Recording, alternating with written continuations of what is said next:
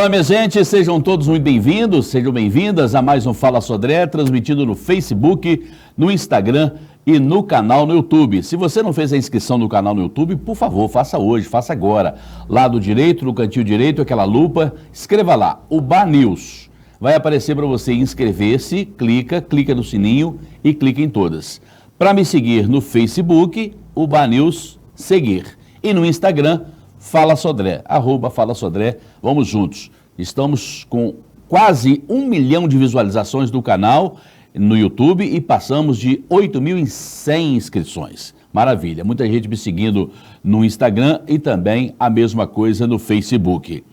Com imagens de Laisa Pereira Sodré. Eu falo sempre que quem trabalha com comunicação, quem trabalha na área do jornalismo, trabalha com notícias diversas.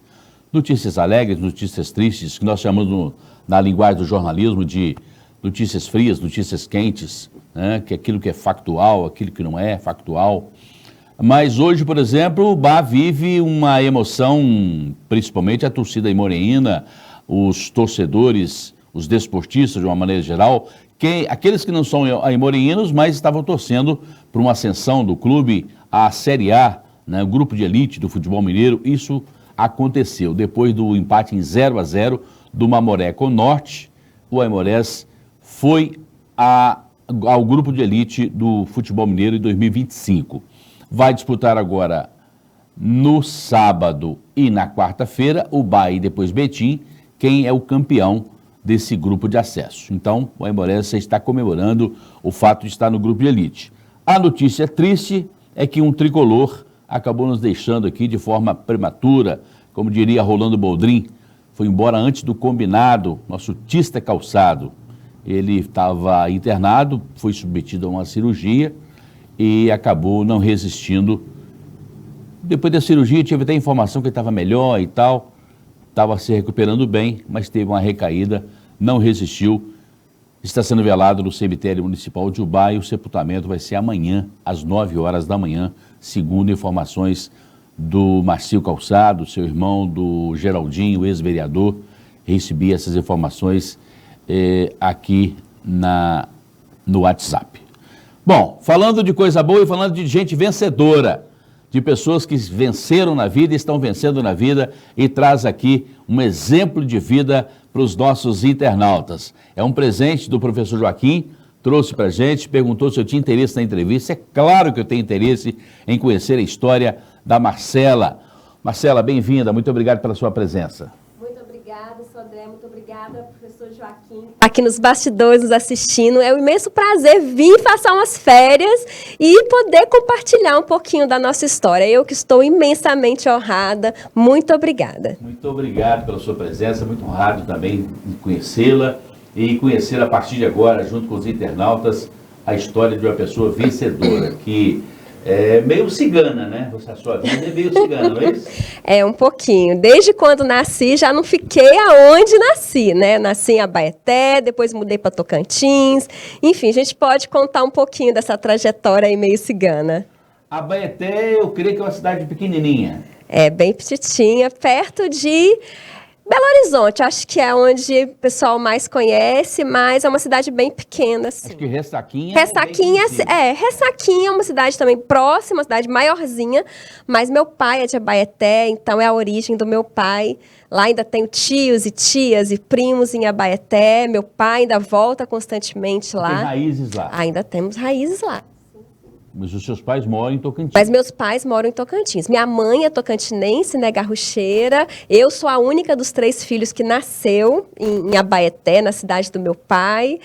Mas meu pai e minha mãe moram ainda em Tocantins. Em Abaeté você ficou quantos anos? Não, eu vim bebê. Na verdade, eu comecei a andar aqui já em Tocantins. Então você é uma sou uma tocantinense. É porque meu pai faz muita questão de falar que eu sou abaetense. Ainda mantém. Não, eu sou a única que não nasci aqui. Honra suas origens. Honro minhas origens, honro. É assim que ele fala, né? Sim. Honra suas origens. Ele também é de lá? Ele também é de lá. Embora meu pai seja super querido em Tocantins, super querido aqui em Ubá, o pai é muito popular, muito conhecido, tem muitos amigos, mas ele não é de Tocantins. Quem é de Tocantins é minha mãe. Eu sou de Abaeté, nasci lá, mas fui criada em Tocantins. Ô Marcela, como é que é o nome dos seus pais? Meu pai é Mauro Lino de Castro e minha mãe Ângela Sueli Rodrigues de Castro. Mauro.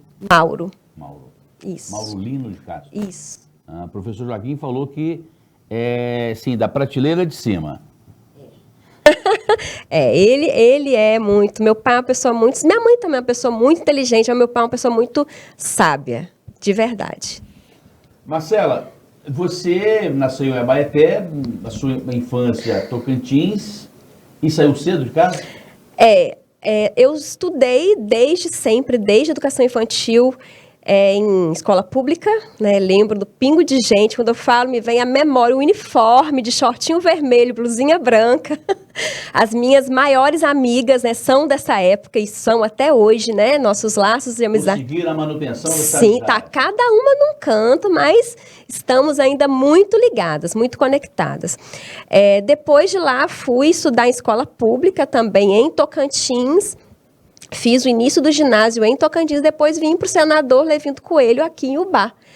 E aí eu fiz o primeiro vestibular, e no primeiro vestibular, com 17 anos, eu fui para Juiz de Fora, passei na Federal de Juiz de Fora, terminei, fiz o mestrado lá, também na Federal, quando já não tinha mais espaço em Juiz de Fora, então trabalhei bastante na área. E depois, para fazer o doutorado, eu tive que montar no caminhão de mudança e ir fazer o doutorado na Unesp Rio Claro, que é em São Paulo. E fazendo o doutorado, eu precisei me mudar para 4 cidades no estado de São Paulo. Então, eu morei em Rio Claro, Presidente Prudentes, Piracicaba e Campinas. Terminei o doutorado, normalmente o doutorado são 4 anos, eu fiz em 2 anos e 10 meses. Eu não esperei nem, prematuro em tudo, eu não esperei nem dar os 3 anos, que seria o prazo mínimo, então consegui defender em 2 anos e 10 meses. E aí terminei o doutorado, fiz meu primeiro concurso. E o primeiro concurso foi para a Federal do Maranhão. Então, eu fui morar na Baixada Maranhense. Por que você conseguiu ganhar esse tempo assim no doutorado? Bastante conhecimento da área da educação física. A Unesp, né, é uma das melhores universidades do país. É uma universidade pública, é uma universidade que tem uma estrutura na área da ciência, tem um local na área da ciência muito importante a nível de Brasil e a nível de mundo também. E lá eu tive um orientador maravilhoso que me inseriu num dos principais laboratórios de avaliação motora, é o CELAPAM. Eu hoje sou pesquisadora no CELAPAM, uma pesquisadora colaboradora, óbvio, né? Mas que foi pelas mãos dele, que é o professor Ismael. Não posso cometer injustiça de não citar minha orientadora de mestrado, Maria Elisa, que depois foi minha banca de doutorado. Então, são duas pessoas incríveis que me formaram, me forjaram a professora, a orientadora que hoje eu sou. Então, nesse período, durante o doutorado, eu tive essa oportunidade de estar num programa que pesquisa a motricidade humana no contexto da saúde. Então, foi com esse arrazoado desse conhecimento, essa imersão na ciência, que me proporcionou dar o salto qualitativo que foi passar no primeiro concurso e aí sim, como docente, fundar o primeiro grupo de pesquisa na Baixada Maranhense, que é eu penso que é uma das coisas mais maravilhosas que eu posso ter feito, porque era um lugar onde até então ninguém lançava os seus olhares, eu digo ninguém, governo, por exemplo, né? É uma região muito pobre do nosso país. Então, quem quiser pesquisar, jogue aí no Google Pinheiro, Maranhão, vocês vão ver os índices, né, de saneamento, de água potável. É uma cidade, sabe aquelas cidades que parece que passa no Globo Repórter, que a gente vê assim? É lá, infelizmente. E lá tem uma unidade da Federal e tinha um curso, né, em que eu fui a primeira doutora a ser aprovada. E como doutora, como doutora, a gente pode pleitear editais para fomento. Então foi muito importante que eu estivesse naquele momento para pleitear editais de fomento para auxiliar no avanço daquele curso. Então o NEPAF, que é o Núcleo de Estudo e Pesquisa e Atividade Física, surge nesse contexto. E ali eu tenho meus primeiros alunos da Baixada Maranhense, bolsistas, que hoje 2 são mestres, um já concursado e o outro doutorando. Então, é um resumo assim, mas estar no Maranhão foi, sob o ponto de vista humano, né, uma linha divisória na minha vida, né? Eu sou uma Marcela hoje e ontem, antes do Maranhão, eu era outro ser humano. O Maranhão me ensinou muito, muito. E depois eu fiz um segundo concurso que foi para a Federal da Bahia, que é onde eu estou hoje. Vamos chegar na Federal da Bahia, conversando com a Marcela. Marcela, depois do intervalo, Laisa, rapidinho, a Marcela vai contar pra gente. Hoje, história de gente de sucesso, gente que percorreu um longo caminho, mas ela conseguiu ganhar tempo porque tinha muito conhecimento de causa e faz muito sucesso e é amiga do professor Joaquim, a partir de hoje é amiga nossa também. Depois do intervalo, a gente continua conversando com a Marcela. Você que está no trabalho ou em casa, sem tempo para fazer almoço e quer comer algo gostoso, ligue agora para o Galileu e peça aquele Marmitex no Capricho. 999-56-6789. Rua Francisco Teixeira de Abreu 19, Palmeiras. Viva as melhores experiências. Aproveite cada momento. Turbine suas emoções. Plano de 300 mega por R$ 99,90 mensais. Internet limitada. Planos de até 600 mega. Só na UBA Connect. Assine agora. 32 3541 6262. Ou acesse ubaconnect.com.br. UBA Connect. A internet que entende você.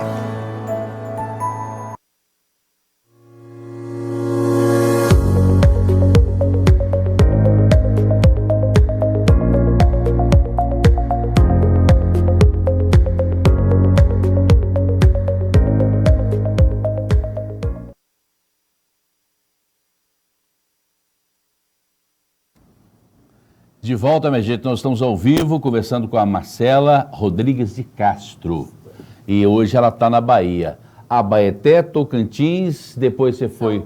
São Paulo, Maranhão e agora na Bahia. Você conhece outros estados? Conhecer de passear, mas de residir, só esses, só esses. Mas já passou por quantos? Aí eu conheço alguns estados do Sul, também do Nordeste, alguns outros, né, como Sergipe, Pernambuco, e alguns estados, Rio de Janeiro, né, também alguns estados do Sul também. E aí, quando você estava contando a história do Maranhão, que tem aqueles lugares mais... Invulnerabilidade. É, Isto. mais deserto e tal, eu fiquei pensando no livro do Zueni Ventura, que ele fala de cidade partida, e realmente ele tinha razão quando escreveu aquele livro, né? A gente não conhece o nosso Brasil, Sodré. Esta que é a verdade. Então, assim, eu me lembro, a universidade lá, Pinheiro já é uma cidade muito pequena, né?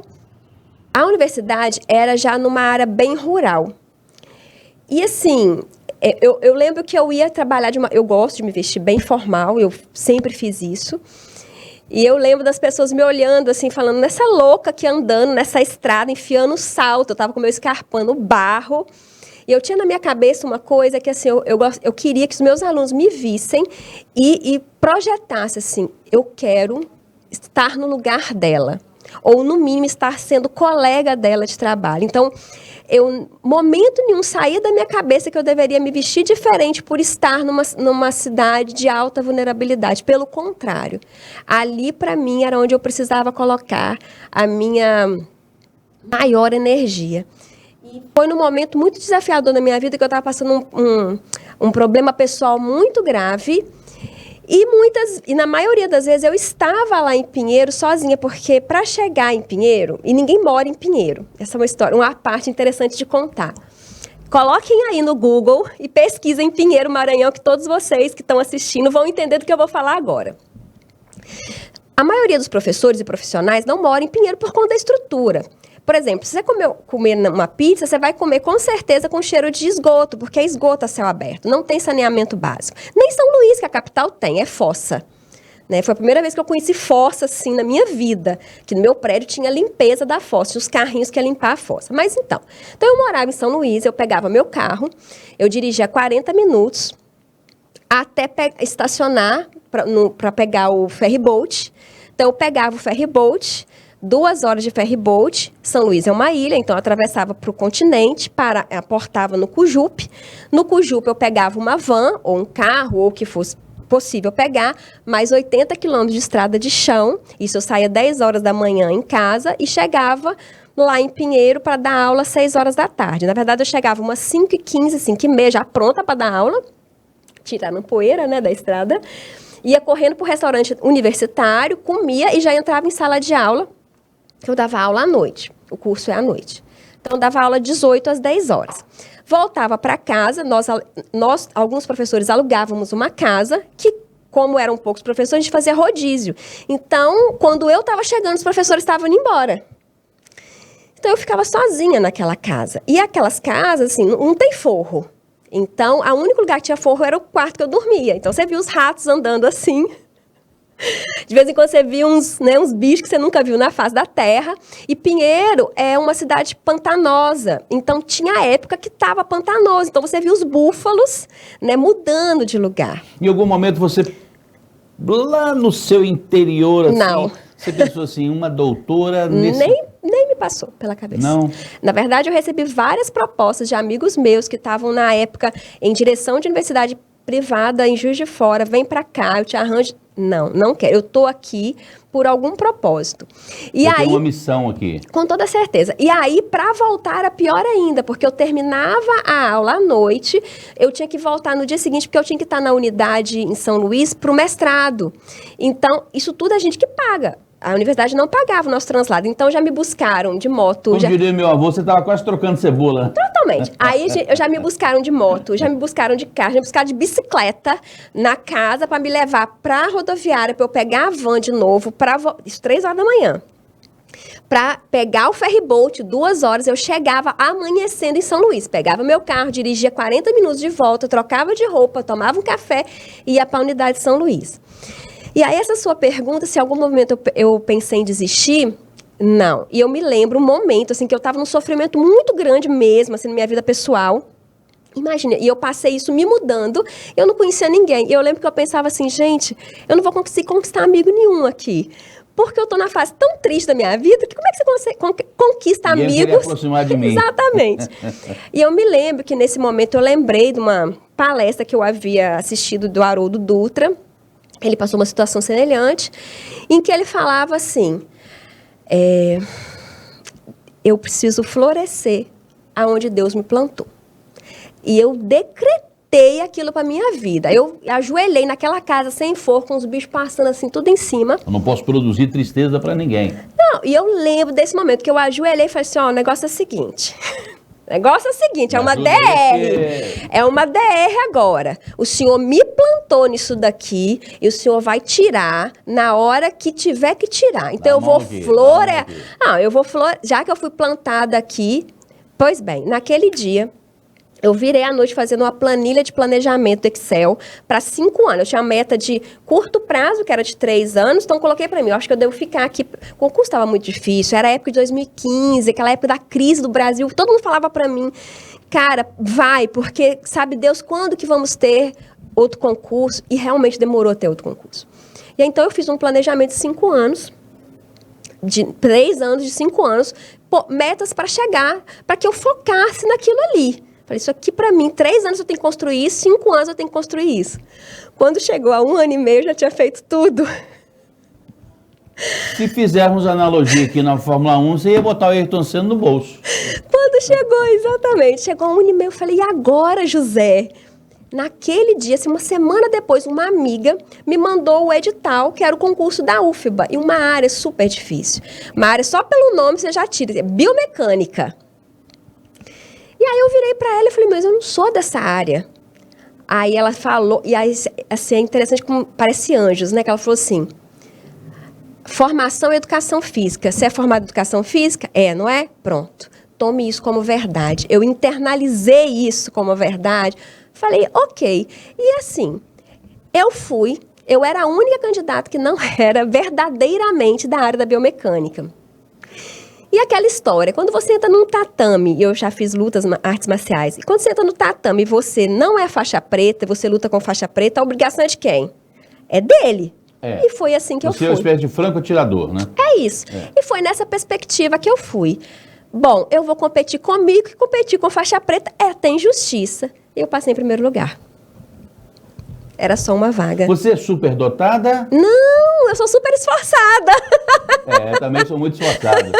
Não, eu não sou superdotada. E eu acho que quem estiver escutando a gente aí, eu acho que é uma boa reflexão, assim.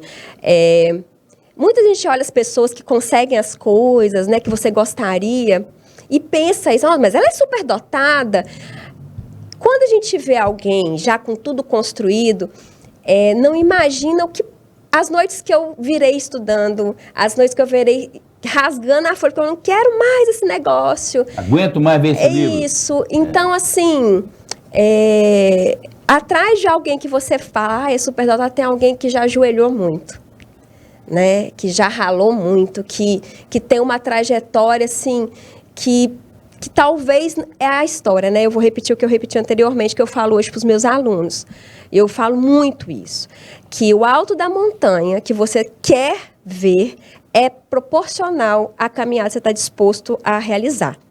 Então, se você quer ver lá do alto do Everest, saiba que a caminhada vai ser árdua.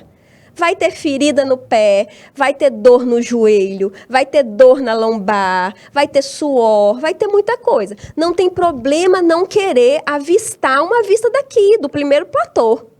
Não é um problema. O problema é querer ver o topo e não fazer a trajetória. E não caminhar. E não caminhar. Né? É isso. Aí é covardia, né? Totalmente. Com quem está caminhando. Sim, exatamente. Né? Exatamente. E aí, Sodré, é aquela história. Quando você dá o primeiro passo, o universo, Deus põe o chão. Conspira, né? Põe o chão. Eu, de verdade, eu não sei, eu falo com o seu Joaquim, eu não acho que eu sou superdotada, nem acho que eu faço nada incrível. Eu simplesmente fui. Eu nunca tive uma segunda opção. Essa que é a verdade. Eu nunca tive. Mas entre estudar, entre se preparar e ir pra balada, você se preparava, né? Eu não tinha dinheiro para ir pra balada. Aí que tá. Eu nunca tive. Então, por exemplo, eu nunca bebi na vida. Aí você vai perguntar, por quê? Muita gente pergunta, nossa, mas é religião? O que é isso? Eu falei, não, é falta de dinheiro mesmo. Nunca tive dinheiro. E se eu tivesse, eu não ia gastar com algo que não construísse nada da minha vida. Então, assim, eu não tinha uma segunda opção. Não tinha. Você vai perguntar, então você não sai, você não se diverte? Sim. Até hoje, tudo que for mais barato e gratuito. Porque é o filtro. Eu não tenho muitos amigos à toa. Não foi dentro de casa que eu conquistei eles. Mas é isso. Eu nunca fui a pessoa que você via embriagada, nas baladas virando noite. Você tem um perfil, assim, de professor, de professora de filosofia, né? Não! Porque filosofia, geralmente, aquele carro 78... Não, carro... senhor. Não tem. Aos meus queridos da filosofia, que tenho vários amigos muito queridos da filosofia, que daqui a pouco vão me assistir, por favor, não sou nada da filosofia. Na verdade, Sodré, eu tenho foco. Então, assim, eu estabeleço a meta e eu só paro quando eu alcanço. Você tem a sua prioridade. Não, eu tenho meta. E eu só paro quando eu alcanço. Só paro quando eu alcanço. Qual que é a sua próxima?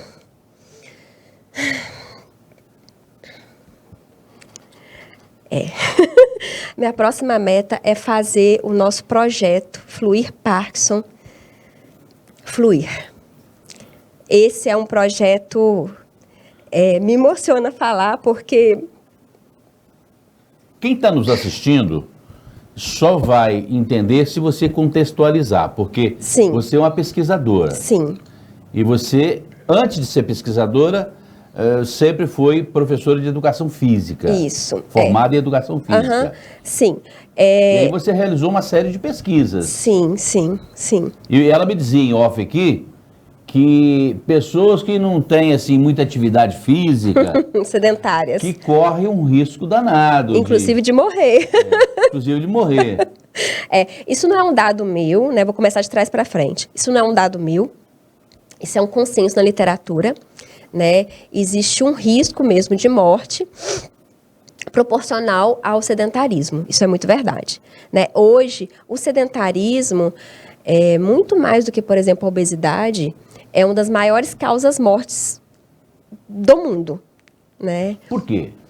Porque a atividade física, ela favorece vários índices importantes para a saúde e para a vida, como índices cardiovasculares, índices respiratórios, índices motores, que são os índices motores que vai te garantir... Uma caminhadinha no quarteirão já ajuda? Depende, porque, claro que hoje a Organização Mundial da Saúde, ela vai dizer o seguinte, na sua última campanha, ela disse o seguinte: qualquer movimento conta. Porém, como dose de remédio, a gente tem uma dose mínima. Então, por exemplo, se você está com dor de cabeça, ou se você mais gravemente tem uma hipertensão, não adianta tomar uma aspirina. Tem uma dose específica. A mesma coisa a atividade física. Existe um consenso hoje na literatura, inclusive na literatura médica, que a atividade física é remédio. Então, a Organização Mundial da Saúde, assim como outros guidelines, o American College Sports of Medicine, eles propõem um mínimo por semana, né? Que é de 300 minutos por semana, né? 150 minutos de atividade moderada alta e 300 atividade leve. Então, você vai contabilizar. Pode ser caminhada? Pode ser caminhada, pode ser corrida, subir escada, ou fazer um treinamento como pilates, ou como a musculação. Como você vai distribuir isso, fica a seu critério. Agora, não adianta você... hoje eu andei e fiquei o resto da semana sentado. 300 minutos são 5 horas, né? Mas você vai dividir isso ao longo da sua semana, não precisa fazer tudo de uma vez.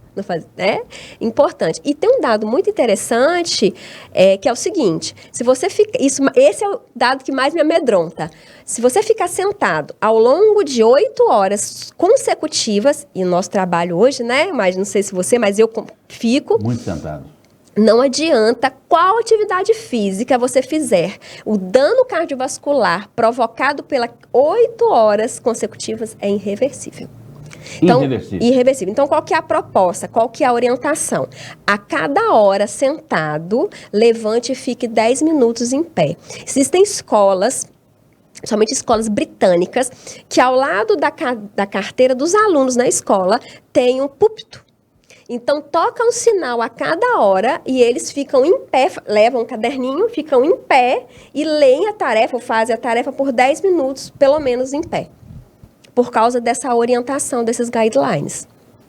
Né? A sorte, professor Joaquim, que a tecnologia permite a gente mandar uma mensagem para essa moça aqui, essa doutora, a doutora Marcela, lá em Salvador, e dizer assim: doutora Marcela, tal dia, tal hora, vamos mandar um link aí para a senhora. Sim. Aí, e a gente vai gravar, a gente vai fazer ao vivo, porque hoje a gente graças a Deus. Faz em qualquer lugar do mundo, então graças é uma beleza, Deus. Porque a história realmente é fantástica. Ela conhece muito, ela se preparou muito. Fala agora sobre a meta. Tá. A próxima meta. Sim. O senhor André comentou, né? Eu sou da educação física, eu oriento em programas de pós-graduação. Então, eu sou líder de um grupo de pesquisa chamado Núcleo de Pesquisa e Motricidade em Saúde. E dentro desse grupo de pesquisa, que é um grupo de pesquisa credenciado e chancelado pela CAPES e pela Universidade Federal da Bahia, na qual eu sou docente, ele desenvolve alguns projetos. Detalhe, aluna de escola pública. Isso. Continue, por favor.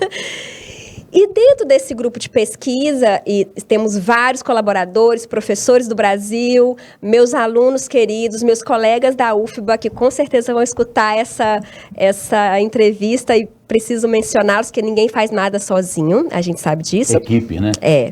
Nós temos o Fluir Movimento. E dentro do Fluir Movimento, o nosso neném, o nosso projeto, que é o Fluir Parkinson. O que é o Fluir Parkinson? Fluir Parkinson é um projeto de extensão e um projeto de pesquisa, hoje coordenado pela professora Daniela Araújo, que é a minha mestranda, e o nosso objetivo é ofertar aulas gratuitas de Pilates para a população idosa em vulnerabilidade com doença de Parkinson. E qual que é o nosso objetivo? É investigar os efeitos dessas aulas de Pilates, tanto na saúde física, motora, quanto na saúde cognitiva desses pacientes com doença de Parkinson. Então, a gente tem um espaço mínimo na UFBA, entretanto, um espaço ainda, não, a gente precisa agradecer sempre o que tem, mas a gente precisa ampliar, porque a gente tem uma demanda que a gente não dá conta mais. Então, a gente está pleiteando outros espaços, pleiteando parceria com outras, né, instituições, outras organizações, para que a gente avance, e nossa ideia é ousada, estava comentando com o seu Joaquim anteriormente, que é colocar um estúdio de Pilates e treinamento e um laboratório de avaliação morfofuncional em saúde dentro de container. E será o primeiro do Brasil, dentro de uma universidade federal, dentro de uma universidade pública. Quer dizer, então, que o professor Joaquim e a dona Maria estão no caminho certo, estão fazendo Pilates. Sim, estão muito no caminho certo. Pilates é vida. Agora, que diacho que tem esse Pilates, que diz que quando começa a fazer, você não para mais e sente falta, se um dia faltar? O Pilates, ele não tem nada muito diferente do que, por exemplo, uma musculação ou um treinamento resistido. Porque, afinal de contas, o músculo, ele não sabe se você está empurrando uma mola, se você está pegando um halter, se você está levantando um saco de cimento. Ele não sabe. Claro que não tem como saber. É resistência da mesma forma. Entretanto, o método Pilates, diferentemente de outros métodos, ele tem uma dinâmica lúdica, ele tem uma dinâmica que agrada as pessoas. Então, a dinâmica do método Pilates, que não te obriga a repetições sistemáticas, a repetições talvez cansativas, ele te coloca numa situação de bem-estar. E, além disso, o objetivo dele não é aquela hipertrofia que a gente vê muitas vezes nas academias, que está tudo certo. É um objetivo também. Mas o Pilates, ele prioritariamente te proporciona, e o objetivo dele é proporcionar bem-estar e saúde. Então, na reorganização corporal, você começa a se sentir muito bem com o seu corpo. Por quê? Porque aquela dorzinha na lombar reduz. Você consegue agachar para calçar seu sapato. Você pegou seu filho, seu neto sem muita dificuldade, só que sem aquele sacrifício que muitas pessoas sentem daquele exercício na musculação, que também serve para tudo isso, só que de uma forma mais lúdica, mais dinâmica, mais divertida e mais agradável, mais prazerosa. Essa é a diferença. Porque, assim, falar que tem diferença, se a musculação você vai conseguir melhorar a dor na lombar, vai também. Só que de uma maneira, uma metodologia diferente. Essa é a diferença. Agora, tem professores e professores. E professores, exatamente. É o que eu falo com os meus alunos. Tem professores e professores. Muita gente lá em Salvador me pede, me indica um estúdio. Só indico aqueles que eu formei. Só os meus alunos. Aonde estão os meus alunos eu indico, porque eu sei a procedência. Até porque também se no dia de amanhã os alunos começarem a dizer, a professora Marcela está indicando aquele estúdio. Isso. Então é muito complicado, assim, a gente indicar sem conhecer. Porque, inclusive, assim como musculação, assim como a corrida, assim como a natação, Pilates pode machucar. Pode. E eu já vi isso acontecer. O Pilates, inclusive, os aparelhos de Pilates, que são, não sei se você conhece, são aparelhos muito simples. Joseph Pilates, que é o criador do método, para quem não sabe, então compartilhando um pouquinho, o Joseph, ele pegou molas de colchão e colocou... Isso, e colocou em camas. Foi isso que ele fez. A tecnologia dele é simplérrima. Os aparelhos são madeira com mola. Então, os aparelhos, por ser simples, eles são muito instáveis. Então, é fácil de você ter um acidente ali, entende? Então, assim, por isso que depende muito mais do conhecimento do profissional do que o equipamento, sabe? Então, realmente, o método Pilates é um método que foi criado numa época onde a gente não tinha o conhecimento que nós temos hoje, mas ele precisa ser muito bem implementado, porque senão a gente é capaz de lesionar uma pessoa. A pessoa pode sair pior do que ela entrou. Acontece, infelizmente. a pesquisa, a sua meta com relação ao parque está bem adiantada? A gente já iniciou. Lembra que eu falei no início, a gente estava batendo um papo aqui, eficiência é fazer o melhor que a gente tem, né, com as condições que a gente tem no momento. O que a gente tem?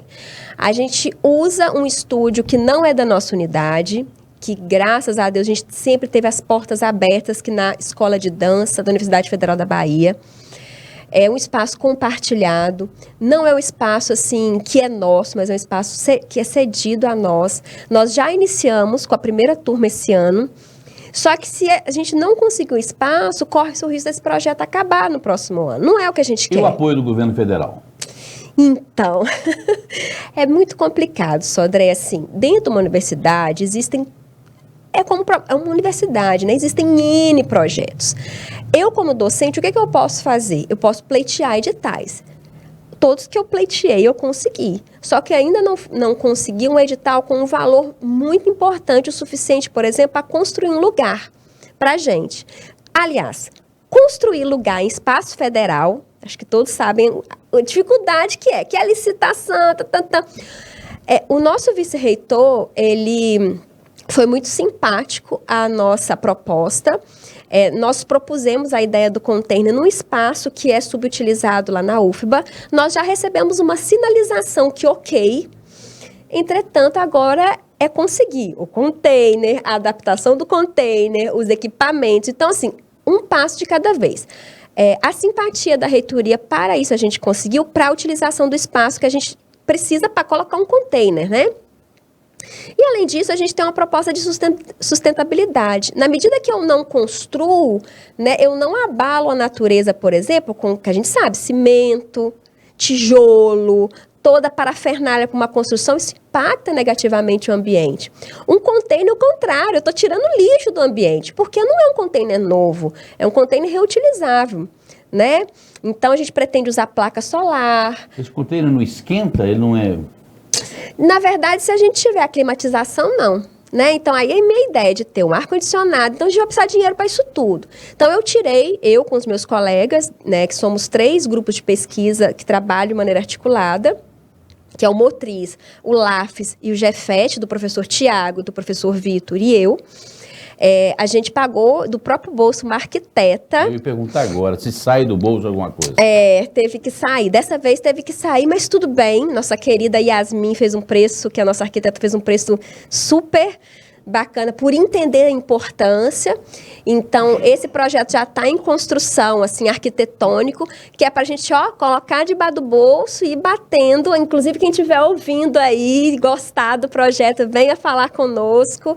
Vai ser uma honra receber a todos que quiserem saber, quiserem pesquisar, quiserem compartilhar. Quem te seguir lá no Instagram vai conhecer esse projeto? Vai. Pode seguir a mim, né, Marcela Rodrigues de Castro. Pode digitar meu nome que vai me achar. Se eu não aceitar, manda uma mensagem no direct. Ou o mais importante, que é o Núcleo Motriz. Motriz com S, porque é S de saúde. Então, é Núcleo de Pesquisa, Motricidade e Saúde. Então, Núcleo Motriz, Motriz com S. Que lá no Núcleo Motriz, inclusive, o acesso é aberto. Tem acesso a todos os nossos projetos, não só esse que eu comentei. Tem acesso ao GEFET, tem acesso ao LAFES. Então, são outros 2 grupos importantíssimos. Por exemplo, o LAFES do professor Tiago pesquisa, sabe aonde? Na Antártida. Professor Vitor, pesquisa com população idosa com hipertensão. Então, são pesquisas, e todos nós pesquisamos em população em vulnerabilidade. Quais os resultados que vocês já chegaram com essas equipes e o tempo de pesquisa? Bom, normalmente, cada pesquisa, por estar vinculada a um mestrando, dura de 1 a 2 anos. Então, antes da professora Daniele, ainda está em curso, mas em reta final, do professor Leandro e professor Yuri, que são meus orientandos de mestrado do primeiro projeto. Nesse primeiro projeto, eles investigaram os impactos do método Pilates na cognição de mulheres idosas saudáveis. Então, eles já estão em vias de defender seus mestrados. Então, essa pesquisa deles a intervenção durou 24 semanas. E todo o processo do mestrado dura em torno de 2 anos. O professor Vitor, por exemplo, está pesquisando agora com um aluno dele, o Marcos Vinícius Casais. É bem interessante essa pesquisa sobre quais são os efeitos do treinamento pliométrico. Conhece treinamento pliométrico? Não. Conhece treinamento pliométrico, professor Joaquim? Conhece, mas não sabe que é esse nome. Treinamento pliométrico é treinamento de saltos. Saltar. Vou te pôr aqui para saltar em idosos. Então, eles estão observando as respostas dos idosos que são treinados saltando. Mas não vai forçar joelho, não vai forçar... Aí que tá, tem que ter técnica. Então, são pesquisas muito interessantes, muito inovadoras, digamos assim, em que mobiliza não só alunos da educação física, mobiliza alunos da fisioterapia, de outros cursos da área da saúde também. Então, é a nossa construção para a Universidade Federal da Bahia, que até então não existia educação física na área da saúde. Pesquisa. Nós falamos aqui de equipe. Tem alguém que chega um determinado dia, está menos entusiasmado, está mais entediado do que você que está sempre muito animada, puxando a fila. E como é que faz para essa equipe pegar todos o mesmo ritmo? Olha só, André, é um desafio, né? Porque professor, acho que em todas as instâncias do Brasil já é sobrecarregado desde sempre, né? No Brasil, é diferente de outros países, primeiro mundo, em que, por exemplo, existe a profissão professor e existe a profissão pesquisador. No Brasil, não. No Brasil, a gente entra para a universidade, a gente tem que atuar em pesquisa, ensino e extensão, e o salário é o mesmo. Eu posso ter 10 alunos orientando, as pessoas não sabem disso. A gente não gosta de perguntar sobre salário, ganha mais, ganha menos. Não, imagina, o mesmíssimo, mesmérrimo. Quer dizer que em todo lugar tem o pessoal do dízimo, né? Sempre, não tem. E assim, aí você vai perguntar, por que a gente faz isso? Por acreditar que isso é importante na formação, né? Então, assim, eu posso ter quantos alunos for, que o meu salário não altera. Então, você só tem a satisfação de ter uma pesquisa sua divulgada. E, na verdade, isso era importante até a gente entrar na universidade. Entrando, eu posso falar assim, não quero mais fazer isso. Então, por que eu faço? Eu faço porque a gente precisa ser ponte para os nossos alunos. É isso. Agora, e o livro? Meu livro? Se o professor Joaquim não sopra aqui, é que talvez não tenha falado no livro. Na verdade, eu falei a notícia, mas eu já tenho 2. São 2. Eu tenho um livro que para quem interessar, ainda tem, né? Para comprar. Quase não tem mais, né? Quase não tem. Você vai providenciar uma segunda edição? Vou. Assim que eu tiver tempo, Jesus, para editá-lo. Mas não é só pegar uma cópia daquela e... Não, é bom atualizar, né? É bom dar uma atualizada. É bom dar uma atualizada. O Método Pilates, da teoria à prática, é um livro muito aplicado, né? Porque ele surgiu num período antes quando eu não era professora ainda, eu trabalhava de maneira autônoma e eu tinha uma empresa de curso de Pilates, então eu dava formação de Pilates no Brasil inteiro. E esse livro ele surge desse momento, né? Então eu defendi o doutorado num dia e lancei o livro no outro. Não me pergunte como que eu consegui fazer essa loucura, mas eu consegui. Então o livro surgiu... Você tinha um diário, né? Na verdade, aquelas coisas a gente vai construindo na vida da gente. Então, eu tinha muita coisa construída. Reuni, e toda vez que eu dava um curso, as pessoas perguntavam, mas o material? Mas eu tinha o material, eu não tinha publicado. E aí era apostila para cá, apostila para lá, e aí eu sistematizei aquilo, entrei em contato com uma editora, que é a editora Paco, que resolveu publicar esse livro, junto com uma fisioterapeuta que era minha sócia da época. Então, o livro ele surge nesse contexto. E hoje o livro ele é um material didático nosso lá. Então, é muito legal, porque os alunos acham incrível, me pede autógrafo, gente, pelo amor de Deus, eu tô aqui todo dia, né? Enfim, mas eles usam muito, você vê que ele... reconhecimento é legal, né? É gostoso, Sodré. Mas assim, olha, eu falo que eu tenho poucas vaidades na vida, e os meus alunos estão careca de escutar isso. E assim, talvez eu só tenha uma única vaidade, e eu falo isso aos 4 cantos, que eu tenho os melhores alunos. E eu falar isso aqui, falo isso aqui não é nem novidade. Que eles têm, né? Porque... Na verdade, assim, eu tenho muito orgulho disso, porque eu sou muito rigorosa, eu sou muito exigente, eu sou muito rígida. Quem estiver escutando aqui vai estar assim, eu sei disso. Mas quem está ali do lado é assim, Rubem Alves fala um negócio que eu acho incrível, que é assim, alunos é como plantar carvalhos. Não vai dar tempo de você ver crescer. Então, assim, você plantou e não sabe na onde que aquilo vai dar, né? Mas é sua função plantar. Eu li do Rubem Alves, fomos maus alunos. É isso. É isso, né? Então, assim, eu tenho essa vaidade, eu tenho os melhores alunos. Eu brigo, eu chamo atenção. É isso. É igual pai e mãe mesmo. É possível que você tenha lido já umas 20 vezes. Afonso Romano de Santana escreveu um poema na contracapa de um livro de sociologia, Porta de Colégio. Não me recordo. Afonso Romano de Santana é um negócio espetacular. Eu acho que ele passou na porta de um determinado colégio e viu aqueles estudantes chegando, ou passando, ou por ali parados, enamorando, e aí ele foi escrevendo uma coisa linda, um poema, Porta de Colégio. Vou procurar para saber, porque Afonso Romano de Santana escreveu numa contracapa de um livro de sociologia. Porque assim, professor Joaquim com certeza compartilha esse mesmo entendimento. Você não vai lembrar quem pintou sua casa, você não vai lembrar quem vendeu seu pão, você não vai lembrar. Árvore. Você não vai lembrar, mas um professor. Sabe que eu me lembro? E aí eu vou, se eu não tomar muito cuidado aqui, eu vou fazer feio na frente das câmeras, mas eu me lembro que está fazendo 46 anos, que nós está fazendo hoje.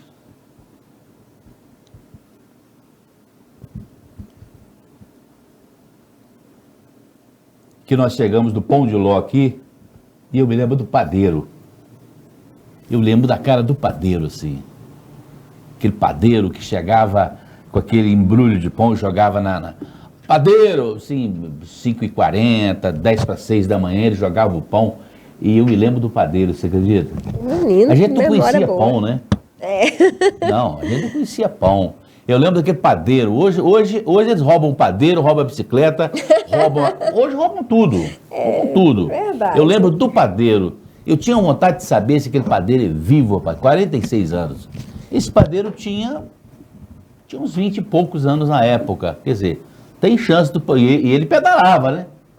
Ele pedalava uma Mas assim, o que eu falo do professor é que o professor ele tem um lugar muito importante. Quer seja aquele professor que você odiou, quer seja aquele professor que você amou. E quando você chega na sala de aula, Ana Marcela, você olha, o professor Joaquim está ali nos bastidores.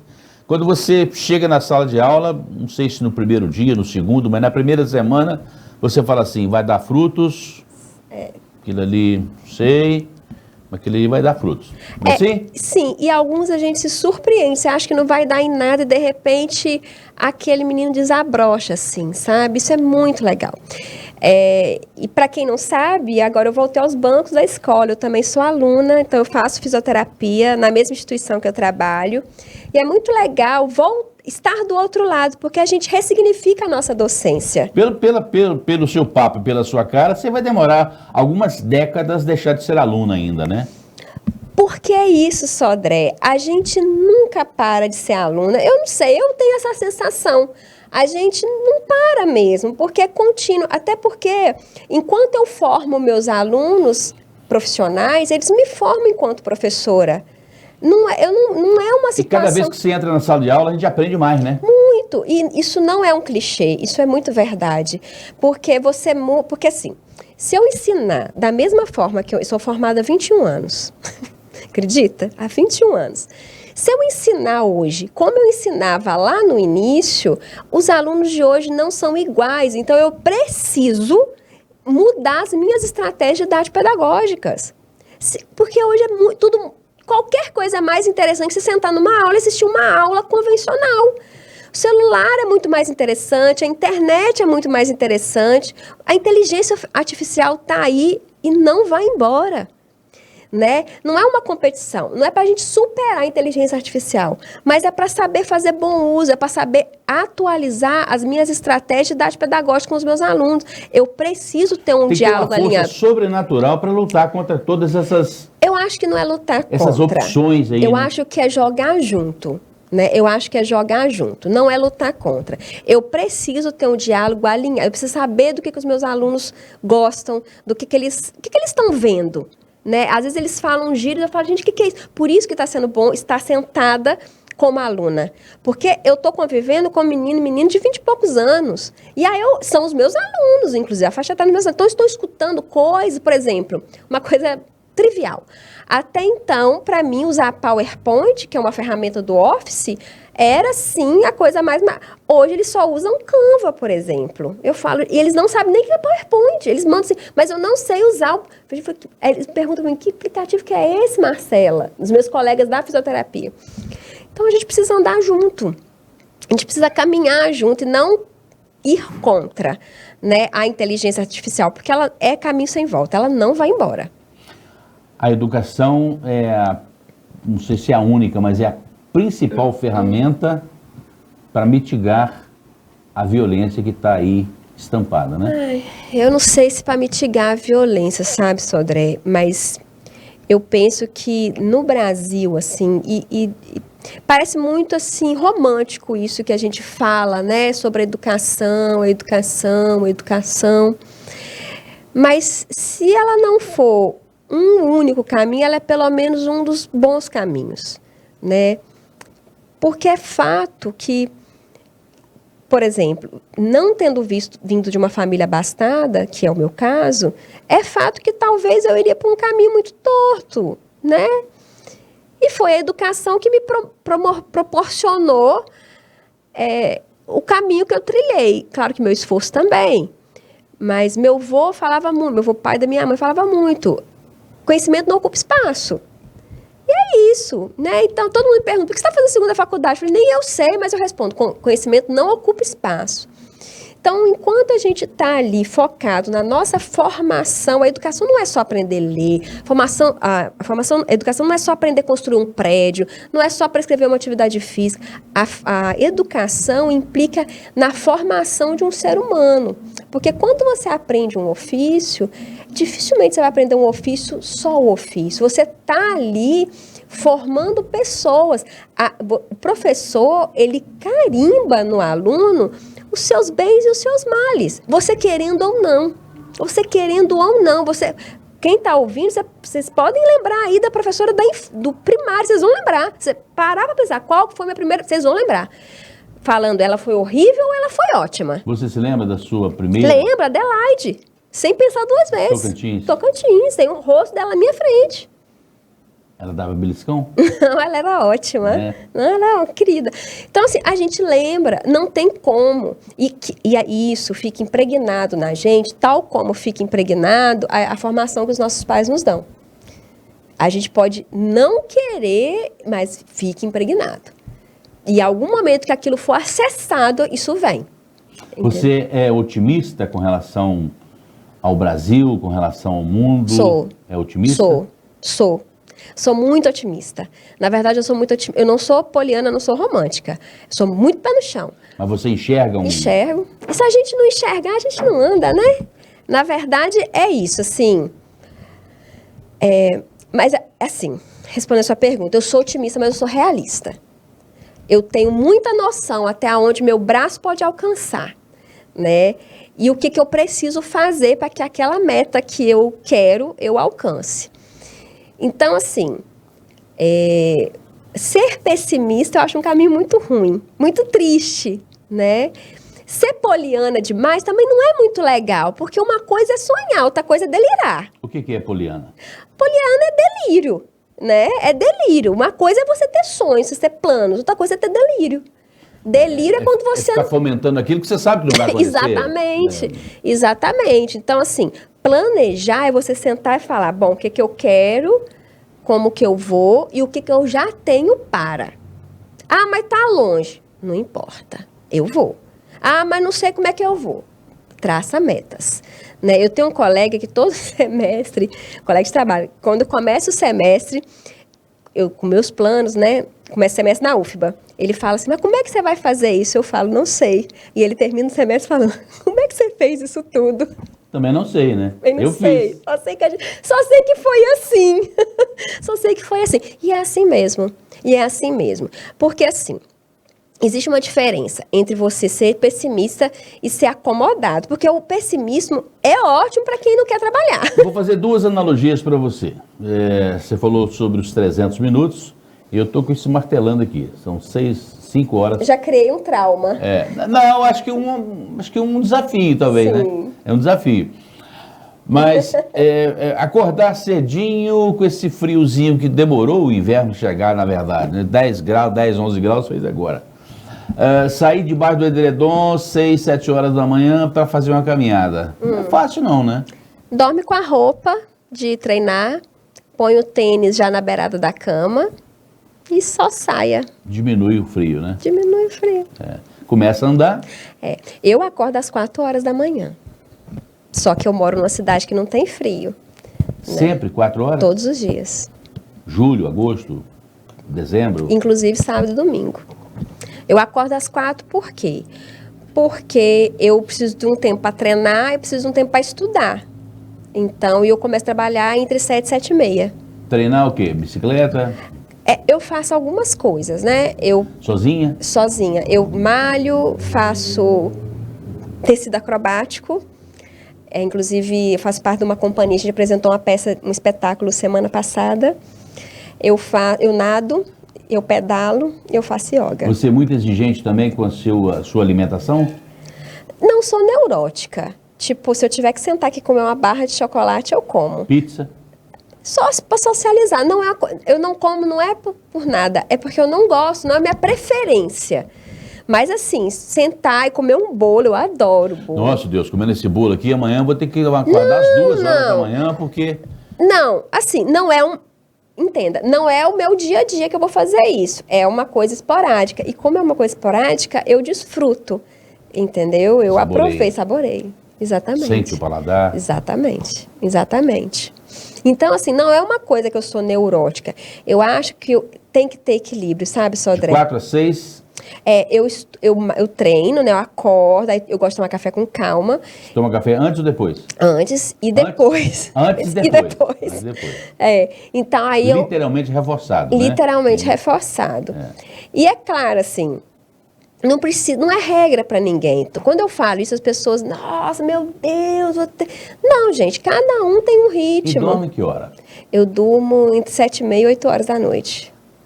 Meu avô dizia assim, junto com as galinhas, né? Junto com as galinhas. A galinha puleirou lá, você... Exatamente, sou eu. Já vou hibernando assim. Ninguém consegue falar comigo depois de 7h30 da noite.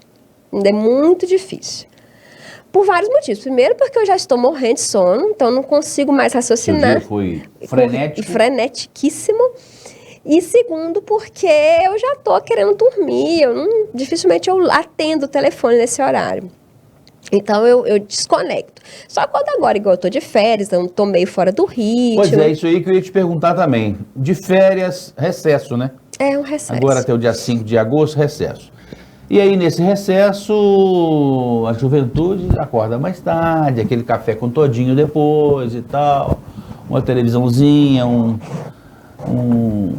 iPhonezinho e tal, e aí volta pra aula depois do dia 5, dia 6. É horrível mesmo. Nossa, Até pegar no ritmo de novo. Até pegar no tranco, eu sofro também. Também sofre? Sofro, nossa, e como sofro. Todo mundo sofre, né? Sofre, porque o ciclo circadiano, né, que na verdade, a gente tem um controle muito refinado em nós por questões hormonais, a produção de melatonina e tudo mais. Ele é muito certinho. Quando a gente desregula, para ele voltar, também vai o mesmo sacrifício. Então, para mim, também vale essa regra. Tomar sol é importante? Sim, nos horários adequados, né? Não depois de 10 horas e não antes de 4. Ô, Laisa, ainda nessa minha vida, eu coloco o Walter de frente com a Marcela. Quem que é Walter? Eu ainda coloco o Walter. O Walter sumiu. Depois que eu troquei meu celular, o Walter sumiu, não consegui mais. O Walter, um cidadão que apareceu aqui no bar, fui me apresentado pelo professor, não, pelo pastor Darcy, o Walter disse assim, com todos os F's e I's, que o sol é de 10 às 2 para tomar o sol. Não. E aí eu vi assim, 99% dizendo que é até às 10. Não, porque os raios... Imagina, se eu te colocar nesse sol em Salvador, você vai esturricar. Vai torrar, né? Vai torrar. Porque 7 horas vem da manhã, de pele, vem... o sol em Salvador, 7 horas da manhã, você já não aguenta mais. É muito forte. Ela é muito forte. Forte agora no inverno, no verão, insuportável. Insuportável. Olha que entrevista que o professor Joaquim me trouxe. Marcela, que bom que você veio. Que bom que vocês me convidaram, eu amei. Que bom que você veio. Acho que ficou papo para outras. Sim. Ainda. E quem quiser também me chamar nas redes, conversar um pouquinho mais, ou através do Instagram, da TV e do Marcela Sodré. Rodrigues De Castro. Marcela Rodrigues de Castro e o grupo de pesquisa Nucleomotriz. Quando chega aqui com o papai e com a mamãe, tem aquela emoção? Ai, tem. E quando vai embora? Ai, ruim. Não é bom, Ruim né? para os dois lados, né? E, na verdade, Sodré, assim, eu tenho, eu tenho muitos amigos queridos como o Joaquim, eu tenho, graças a Deus, né, assim, hoje é tão raro, né, a gente ter vínculos tão longos, assim, eu tenho amigos de mais de 20 anos juntos e que sabem da vida do outro e que a gente mantém esse vínculo. Você não é escrava de rede social, pelo que eu entendi, né? Não, eu uso porque eu acho muito importante, eu acho uma boa estratégia a gente manter os nossos vínculos. Mas, assim, minha avó, que foi com quem eu passei maior parte da minha infância. Tem nada melhor que vó, não tem? Não. E, assim, a minha era excepcional, a minha avó materna era excepcional. Todo mundo conhece, o Joaquim conhece, os filhos dele conhecem. Então, eu não estou falando nenhuma bobagem aqui. Minha avó era um ser excepcional. Minha avó falava muito isso, assim, você vire presidente da República, mas você se lembre de onde você veio. Você se lembre. E ela tinha uma autoridade moral sobre mim muito grande, né? Então, ela falava muito isso. E ela falava mais, ela falava, e aqui quem manda sou eu, e aqui você pode ser acabou, doutora, né? Pode ser o que for. E era assim mesmo. E eu conservo muito isso dentro de mim.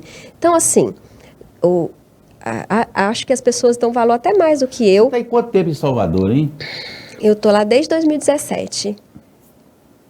Eu senti assim um maninho. O sotaque, né? Eu senti um maninho. Mas você sabe, Sodré, que as pessoas lá, eu posso falar oi, que as pessoas... É mineira, você não é daqui. As pessoas falam, meu pai também falou, você tá com sotaque.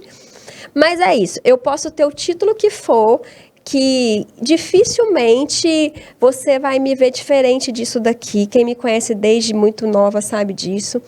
Os títulos que eu conquistei é cartão para passar na catraca, digamos, para ter acesso. Nada além disso. Como diz o Silvio Santos, né? O dinheiro que eu ganhei é troféu. É assim, e o que eu falo para os meus alunos, aonde eu estou, o que eu tenho, vocês podem. Basta querer subir o alto da montanha. Basta querer fazer a mesma trilha. Eu acho o seguinte, Marcela, como álcool e direção não combinam, eu acho que balada e quem quer passar no concurso não combina. É, verdade. Eu acho que não. Tem que ter coisas coerentes, né?